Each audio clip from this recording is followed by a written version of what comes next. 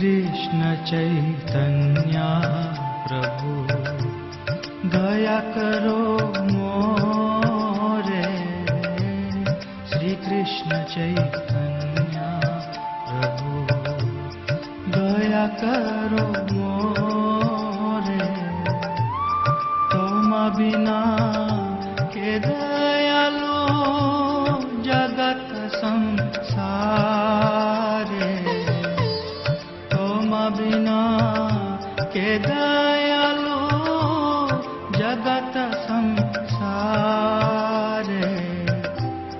पतित पावन हेतु तब अवतार। पतित पावन हेतु तब अवतार। मौसम पतित प्रभु न पाइबे मौसम पतित प्रभु न पाइबे। श्री कृष्ण चैतन्य प्रभु दया करो मोरे। श्री कृष्ण चैतन्य प्रभु।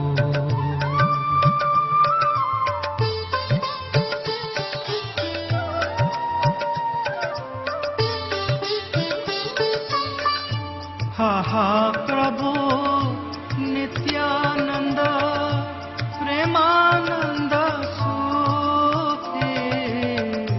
हा हा प्रभु नित्यानंद प्रेमानंद सुखी। कृपावलोकन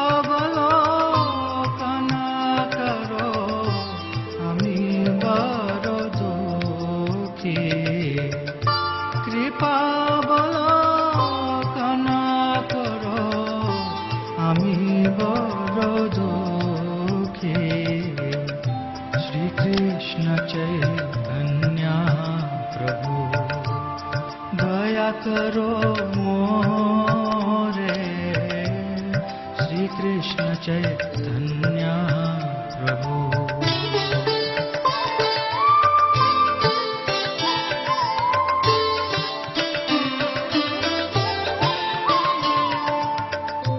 दया करो सीतापति अद्वैत गोसाई। तव कृपा बोले पहाय चैतन्य निताय। तव कृपा बोले पहाय चैतन्य निताय। आहा स्वरूप सनातन रूप रघुना। आहा स्वरूप सनातन रूप रघुना। भट्ट जुगा श्री जीव प्रभु लोकना। भट्ट जुगा श्री जीव प्रभु लोकना। श्री कृष्ण चैतन्य प्रभु दया करो मोरे। श्री कृष्ण चैतन्य प्रभु।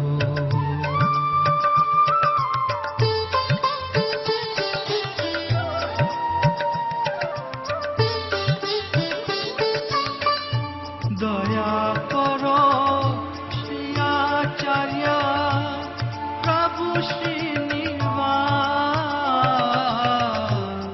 दया करो श्री आचार्य प्रभु श्रीनिवास।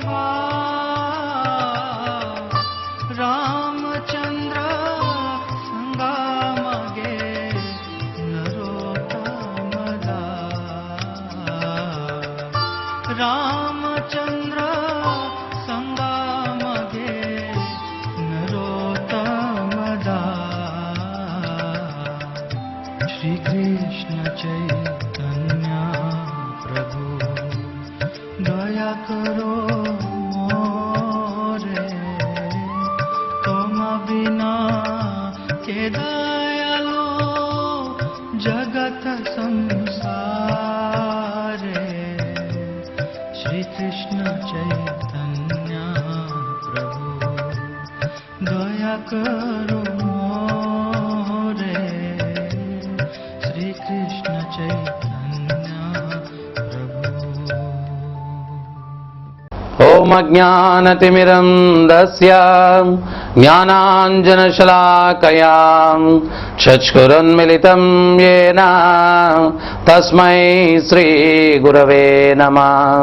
नमः ॐ विष्णुपदाय कृष्णप्रेष्ठाय भूतले श्रीमते भक्तिवेदान्त स्वामिनिति नामिने। नमस्ते सारस्वतीदेवं गौरवाणी प्रचारिणे निर्विशेषशून्यवादी पाश्चात्यदेशतारिणे। जय श्री कृष्ण चैतन्य प्रभु नित्यानंद श्री अद्वैत गदाधर श्रीवासदि गौरभक्तवृंद।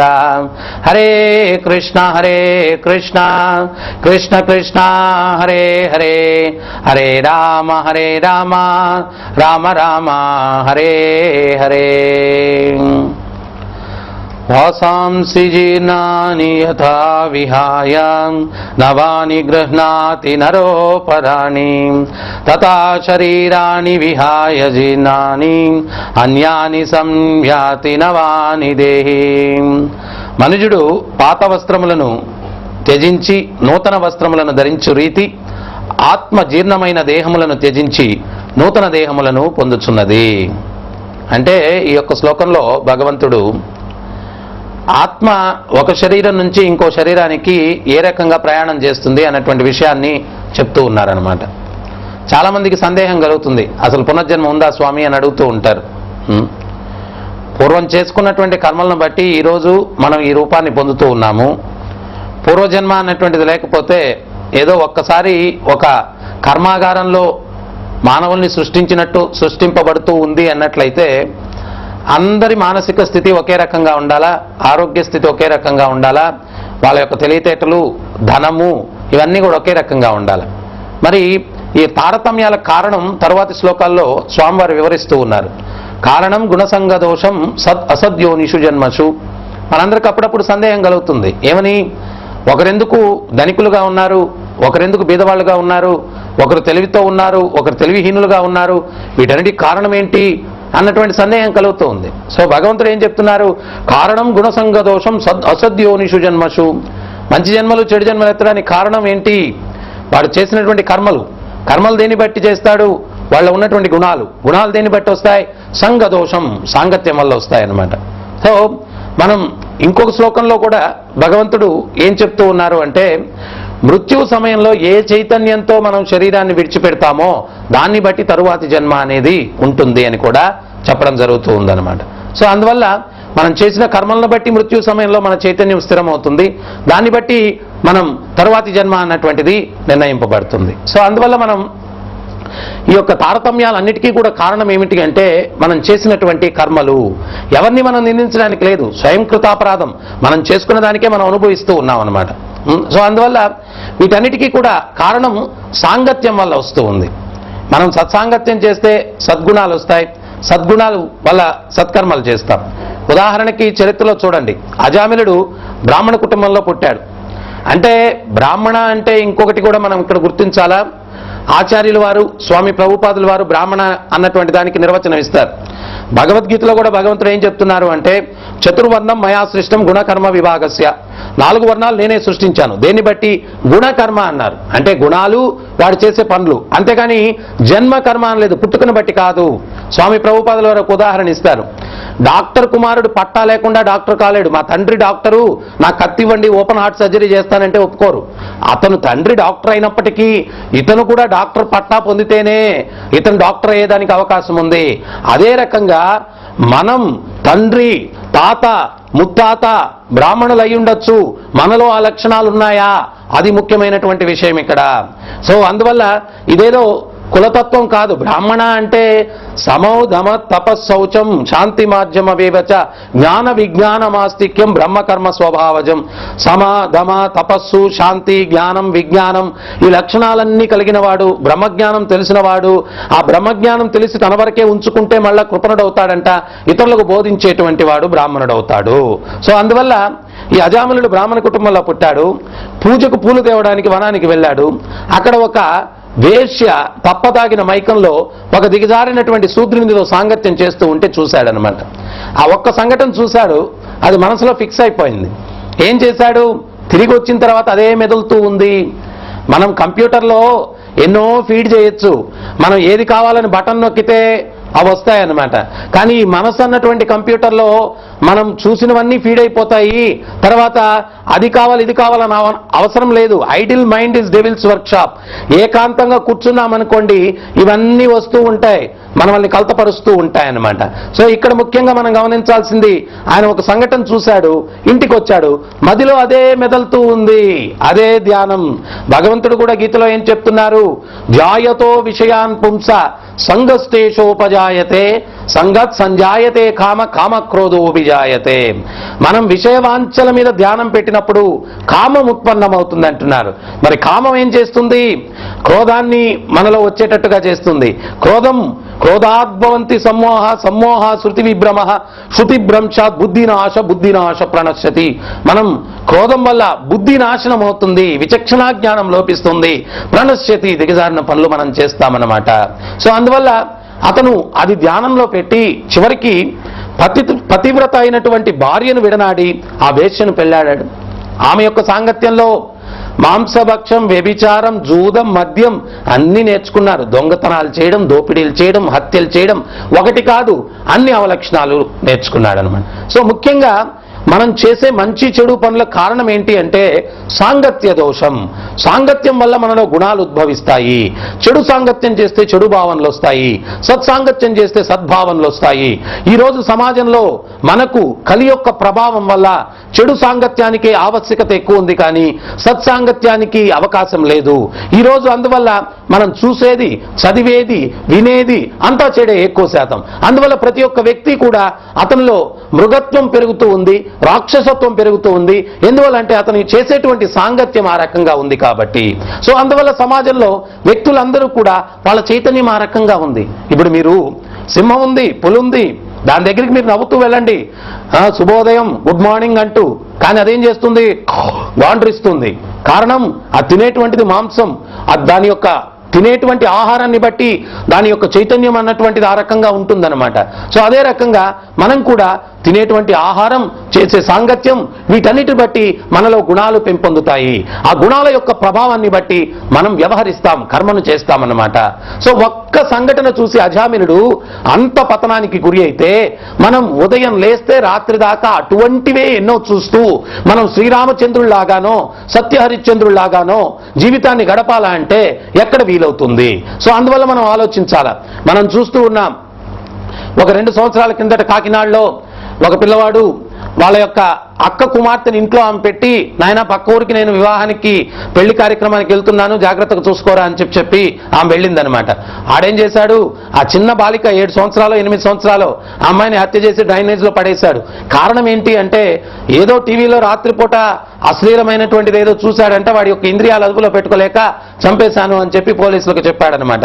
అంటే మనం ఆలోచించాల్సిన విషయం ఏంటి అంటే ఎప్పుడైతే మనం చెడు సాంగత్యం చేస్తామో మనలో ఖచ్చితంగా మృగత్వం అన్నటువంటిది, మనలో ఆ కామం అన్నటువంటిది ఉత్పన్నమవుతుంది.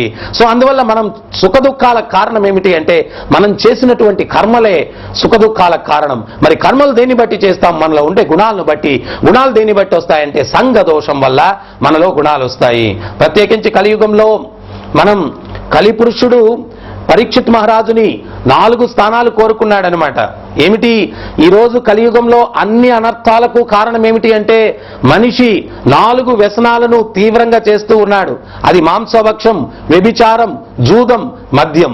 ఈ 4 వ్యసనాలు ఎక్కడుంటాయో అక్కడ కలిపురుషుడు ఉంటాడు. శ్రీమద్ భాగవతంలో ఒకసారి పరీక్షిత్ మహారాజు తన యొక్క రాజ్యం ఏ రకంగా ఉంది, అది ఏ రకంగా పరిపాలన సాగుతూ ఉంది అని ఆయన రాజ్యం అంతా తిరిగి చూడాలా అన్నటువంటి ఉద్దేశంతో వెళ్తూ ఉంటే ఒక దగ్గర ఒక వ్యక్తి రాజులాగా అలంకరించుకొని ఉన్నాడు, కానీ చూడ్డానికి కురూపిలాగా ఉన్నాడు.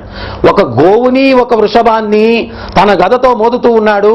ఆ వృషభం 3 కాళ్ళు విరిగిపోయాయి, ఒక్క కాలు మీద అది గెంతుతూ ఉంది, మలమూత్రాలు విసర్జిస్తూ ఉంది.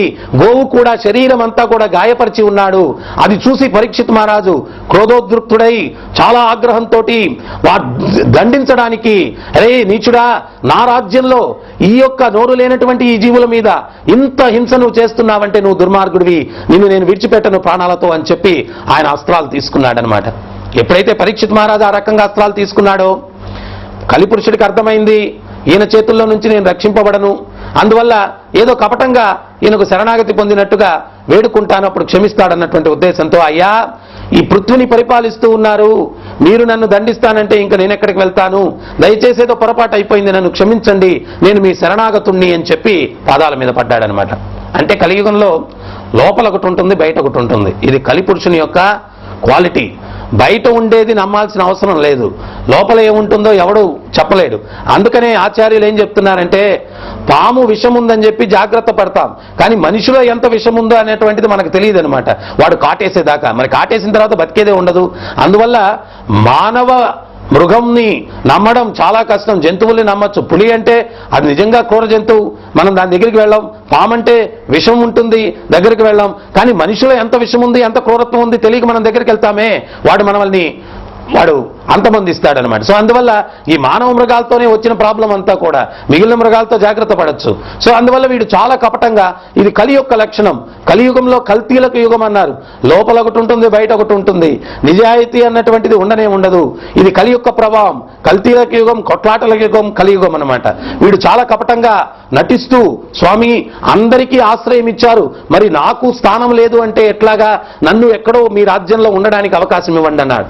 కానీ పరీక్షిత్ మహారాజు అన్నారు, దుర్మార్గుడా, నీవు నీచమైనటువంటి ఈ ప్రవర్తన చూసి నిన్ను నా రాజ్యంలో ఉంచుకోవడం నాకు ఇష్టం లేదు, నా రాజ్యాన్ని విడిచిపెట్టి వెళ్ళిపోమన్నారు. వాడు ప్రాధేయపడితే తర్వాత పరీక్షిత్ మహారాజు ఆయన సంపూర్ణ విశ్వాసం ఉండింది, ఆయన రాజ్యంలో ఈ వ్యసనాలు ఎవరూ చేయరని, అందువల్ల కలిపురుషుడికి చాలా తెలివిగా 4 స్థానాలు నీకు ఉండడానికి ఇస్తాను అన్నాడు. ఆ 4 స్థలాలు ఏమిటి? ఎక్కడైతే మాంసభక్షం జరుగుతుందో, ఎక్కడైతే వ్యభిచారం జరుగుతుందో, ఎక్కడైతే జూదమాడతారో, ఎక్కడైతే మద్యాన్ని సేవిస్తారో, ఈ 4 ప్రదేశాల్లో నువ్వు ఉండొచ్చు అని. కానీ ఎప్పుడైతే ఈ విషయం చెప్పాడో కలిపురుషుడు, అరే నేను మోసగింపబడ్డాను అనుకున్నాడు.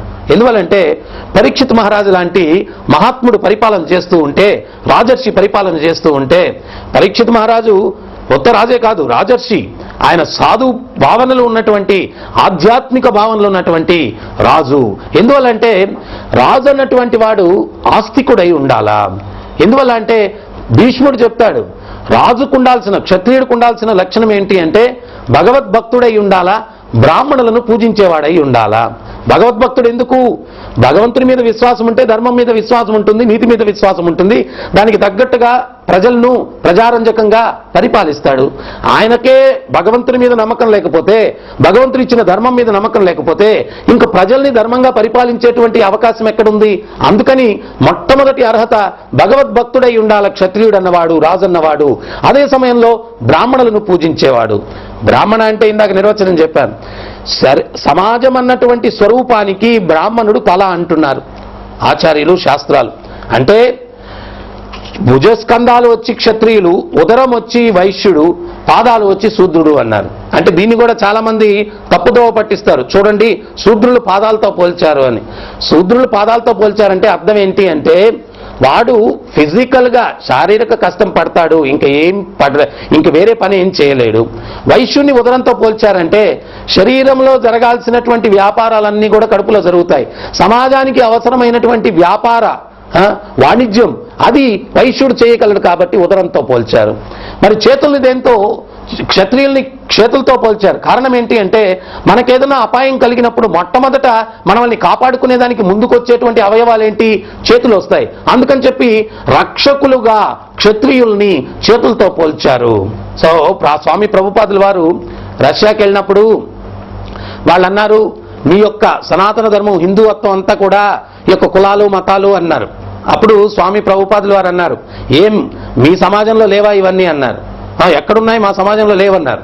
అప్పుడు ఆయన అన్నారు, మీ సమాజంలో ఇంటలెక్చువల్ పీపుల్ లేరా, బాగా తెలివితేటలు కలిగిన వాళ్ళు అన్నారు. ఉన్నారు అన్నారు. మేము టెక్నికల్గా వాళ్ళని బ్రాహ్మణులు అంటాము అన్నారు. మరి మీ సమాజంలో సైనికులు లేరా, దేశాన్ని రక్షించే వాళ్ళు లేరా అన్నారు. ఉన్నారు అన్నారు. మేము వాళ్ళని టెక్నికల్గా క్షత్రియులు అంటామన్నారు. అప్పుడు మీ సమాజంలో వ్యాపారం చేసే వాళ్ళు లేరా అని అడిగారు. ఉన్నారు అన్నారు. వాళ్ళని మేము వైశ్యులు అంటాము అన్నారు. తర్వాత మీ సమాజంలో ఫిజికల్గా లేబర్ వర్క్ చేసేటువంటి వాళ్ళు లేరా అన్నారు. ఉన్నారు అన్నారు. వాళ్ళని మేము శూద్రులు అంటామన్నారు. మరి మీ సమాజంలో ఉన్నారు, మా సమాజంలో ఉన్నారు. అయితే టెక్నికల్ వర్డ్స్ ఇవి, అంతేగాని అదేదో కులతత్వం కాదు, మతతత్వం కాదు అని చెప్పి వివరణ ఇచ్చారనమాట. సో ఈ బ్రాహ్మణుడు అన్నటువంటి వాడు, ఈ యొక్క తల లాంటి వాడు సమాజాన్ని ఒక సక్రమమైనటువంటి మార్గదర్శకం చూపించేటువంటి బాధ్యత బ్రాహ్మణునికి ఉంది అనమాట.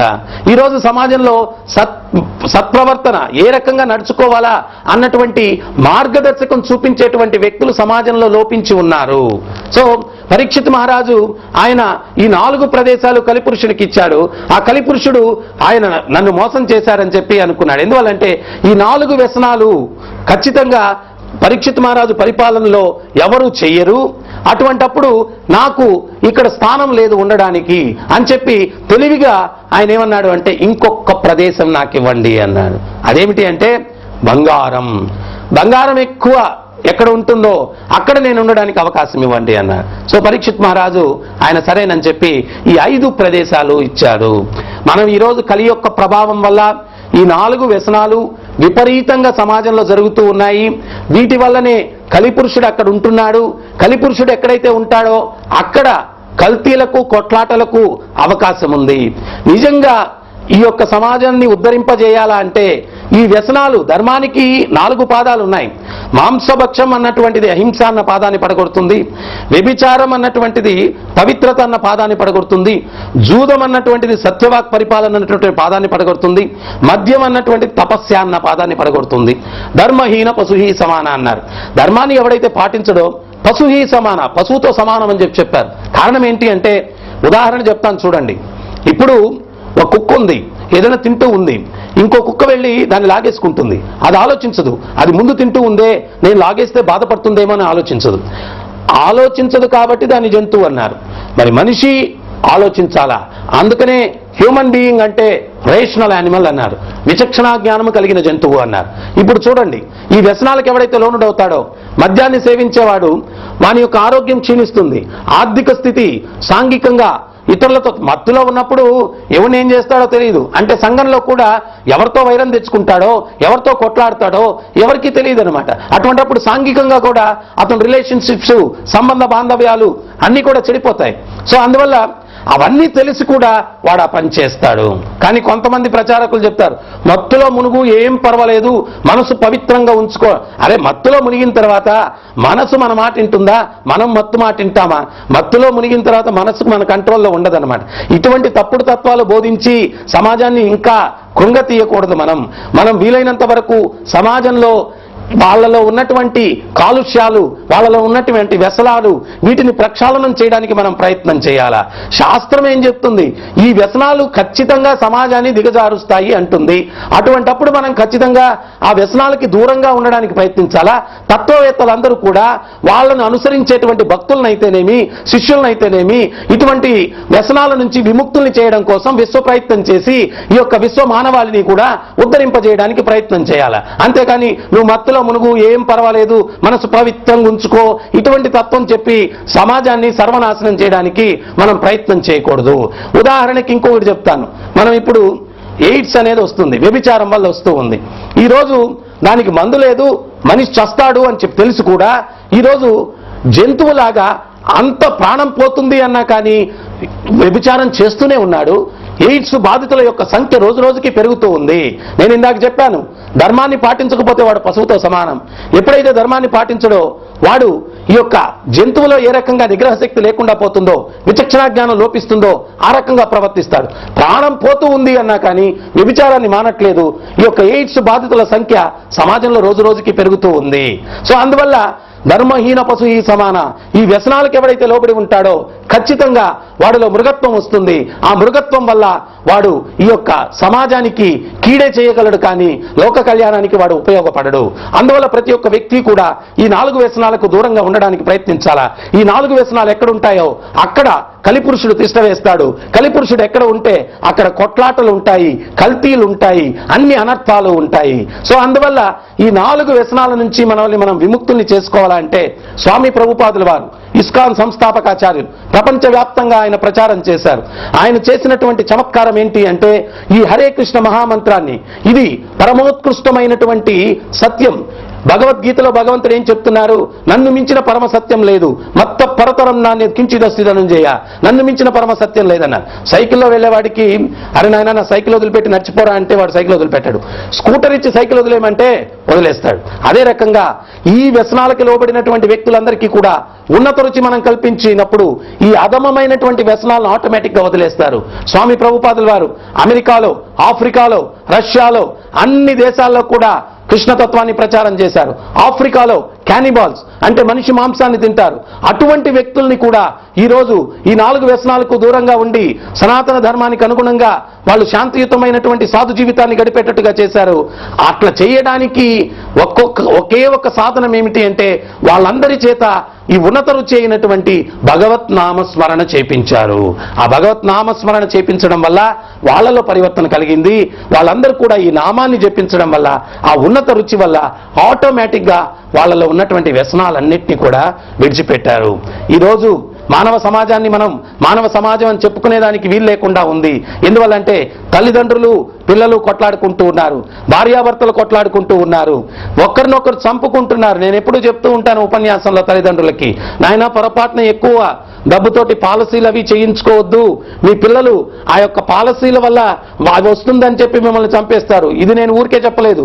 ఒకసారి నేను కలకట్టాకి వెళ్తే అక్కడ ఏదో విడిది ఉన్న ప్రదేశంలో పక్కన గందరగోళంగా ఉంది. ఏంటి అంటే పిల్లవాడు స్వయంగా తల్లిదండ్రులకు ఎక్కువ పాలసీ ఉందని చెప్పి వాళ్ళని చంపేశాడంటే అది గందరగోళంగా ఉంది. అంటే జన్మనిచ్చిన తల్లిదండ్రుల మీద ప్రేమ లేదు, స్నేహితుల మీద ప్రేమ లేదు, భార్యాభర్తల మధ్య ప్రేమ లేదు. ఈరోజు ధనమిదం జగత్, ధనానికే ఉన్నటువంటి విలువ ఇంకా దేనికి లేదు. కానీ మనం పోయేటప్పుడు చిల్లిగవ్వ కూడా మనతో తీసుకువెళ్ళేదేం లేదనమాట. సో అందువల్ల సమాజంలో ఈ యొక్క ఆత్మబంధం, ఒకరి పట్ల ప్రేమ, అనురాగం, ఆప్యాయత ఇవన్నీ కలగాల అంటే ఆ భగవత్ స్వరూపుణ్ణి, ప్రేమ స్వరూపుణ్ణి సమాజం మధ్యలో మనం ఎప్పుడైతే ఉంచుతామో అప్పుడే వ్యక్తుల మధ్యలో ప్రేమతత్వం వస్తుంది. సో అందువల్ల ఈరోజు సమాజంలో ఉన్నటువంటి అన్ని అనర్థాలకు కూడా కారణం ఏమిటి అంటే మనం ఆ భగవంతుణ్ణి నిర్లక్ష్యం చేశాము, ఆ భగవత్ తత్వాన్ని నిర్లక్ష్యం చేశాము. అందువల్ల సమాజంలో అన్ని అనర్థాలు వస్తూ ఉన్నాయి. ఎప్పుడైతే ప్రతి ఒక్క వ్యక్తి కూడా ఆస్తికుడవుతాడో, భగవత్ తత్వాన్ని అర్థం చేసుకుని భగవద్ భక్తుడు అవుతాడో, ఎప్పుడైతే ఈ ఉన్నత రుచులను అలవర్చుకుంటాడో, ఇంతకు ముందు రోజుల్లో ప్రతి ఒక్క వ్యక్తి ఉదయం సాయంత్రం అయితే మందిరానికి వెళ్ళి భగవత్ చింతనలో ఆయన సాధన ఇవి చేయడం వల్ల ఈ వ్యసనాలకి వాటికి దూరంగా ఉంటూ ఉన్నాడు. ఇప్పుడు అసలు మనం మందిరానికే వెళ్ళము. మందిరానికి వెళ్తే కూడా ఎందుకు వెళ్ళాలో కూడా తెలియదు. గుడికి వెళ్తే కూర్చోవాలంటారు, ఎవరికి తెలియదు ఎందుకు కూర్చోవాలో. ఇంతకు ముందు రోజుల్లో భగవంతుని దర్శనం చేసిన తర్వాత నాలాంటి సాధువులు ఎవరో భగవతత్వాన్ని చెప్తూ ఉంటే వినడానికి కూర్చునేవాళ్ళు. ఇప్పుడు చెప్పేవాళ్ళు లేరు, వినేవాళ్ళు లేరు. అదొక సెంటిమెంట్ అయిపోయింది. గుడికి పోతే కూర్చొని లేయాలంట కాట వంగిపోతూ ఉంటారనమాట. సో కొంతమంది ఏమో రాజకీయాలు చర్చించడానికి పోతారు. అమ్మవార్లు అయితే అక్కడ అత్త కోడళ్ళు కొట్లాడుకున్నారంటమ్మా మీకు తెలుసా అంటే వారం రోజుల నుంచి గుడికి వెళ్ళలేదమ్మా నాకు తెలియదు. గుడికి వెళ్ళుంటే ఇవి చర్చించేది. సో మనం మందిరానికి ఎందుకు వెళ్ళాలంటే భగవత్ తత్వాన్ని అర్థం చేసుకునేదానికి, భగవంతుని యొక్క దివ్యత్వాన్ని అర్థం చేసుకొని మనలో ఉన్నటువంటి అనర్థాలను తొలగించుకొని ఆ భగవత్ స్వరూపుణ్ణి మన హృదయంలో నింపుకునే దానికోసం మందిరానికి వెళ్ళాలా. మందిరానికి వెళ్ళి ఈ తత్వాన్ని మనం తెలుసుకోవాలా. తెలుసుకొని కలియుగంలో సాధన ద్వారా మనలో ఉన్నటువంటి కల్ముషాలన్నింటినీ కూడా ప్రక్షాళనం చేసుకోవాలా. ఈ యొక్క నామానికి శక్తి ఉందా లేదా అన్నటువంటి దానికి నిదర్శనం స్వామి ప్రభుపాదుల వారు ప్రపంచం అంతా కూడా ఈ యొక్క నామం ద్వారా లక్షల కోట్ల మందిలో ఆయన పరివర్తన తీసుకొచ్చారు.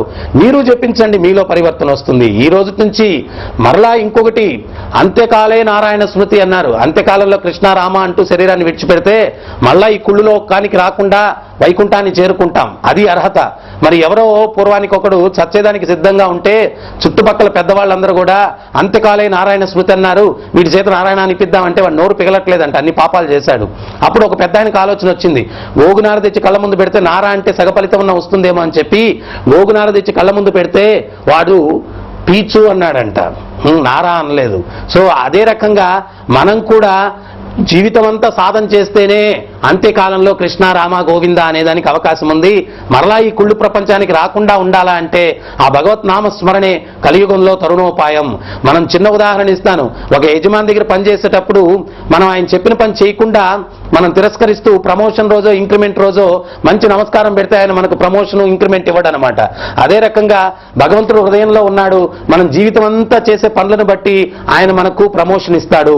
జీవితం అంతా సత్కార్యాలు చేస్తూ సాధన చేస్తూ స్వామిని సేవిస్తే జీవితాంతంలో వైకుంఠానికి చేరుకునేటువంటి ప్రమోషన్ భగవంతుడు ఇస్తాడు. అందువల్ల ఈ రోజు నుంచే మొదలు పెట్టండి. హరే కృష్ణ కృష్ణ కృష్ణ హరే హరే, హరే రామ రామ రామ హరే హరే జపించండి, ఆనందించండి. సహస్రశీర్షరంజితం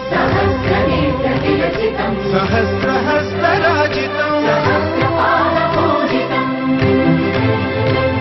సహస్రవిధ విభాసితం సహస్రవర్ణ సంశ్రితం సహస్రరూపదీపితం సహస్రనామ సరళితం సమస్త సద్గుణోన్నతం సమస్త దేవతాకృతం సమస్త శక్తి మండితం సమస్త భక్త వందితం సమస్త ముక్తి సువిహితం నమామి కృష్ణ దైవతం నమామి కృష్ణ దైవతం